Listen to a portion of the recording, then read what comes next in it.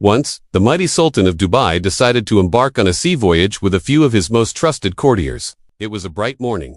The sky was painted with soft blue strokes, and the sea lay calm like a sleeping giant.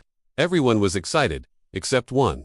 Among the courtiers was a man named Zion, noble in status, but never having stepped foot on a ship. As the land disappeared from view and the waves grew taller, Zion's face turned pale. His hands trembled, and panic gripped him like a vice. He began screaming, clutching the wooden deck, crying out that they would all perish. His cries were loud, almost wild, and no calming words or comforting arms could soothe him. His fear turned the entire voyage into a nightmare. For 2 days and nights, Zion neither ate nor slept. The crew was exhausted, the courtiers irritated. The Sultan, once thrilled for his sea adventure, now sat worried and unsure. Should we return to port? He pondered. His suffering has turned joy into torment.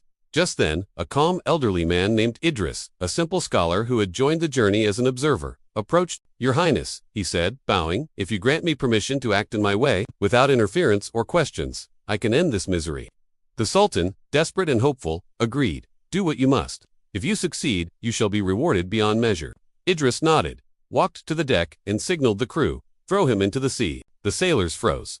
Was this a joke? "It's the Sultan's order," Idris added firmly. "Trust me."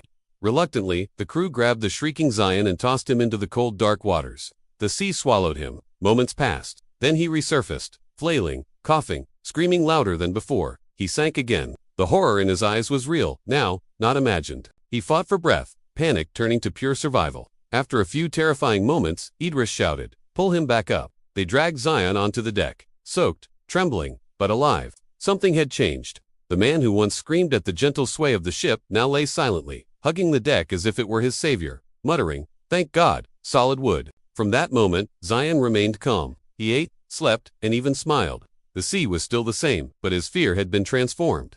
The rest of the journey was peaceful, full of laughter under the golden sun.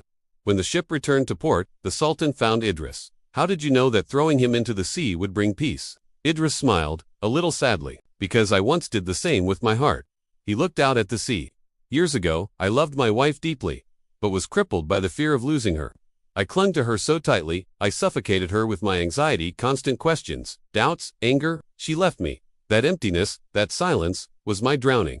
Only when alone did I realize how precious her presence was. I promised to change, and by God's grace, she returned." Idris gazed at the horizon. Zion only knew the ship's safety after tasting the sea. Fear grows stronger in our imagination than in reality.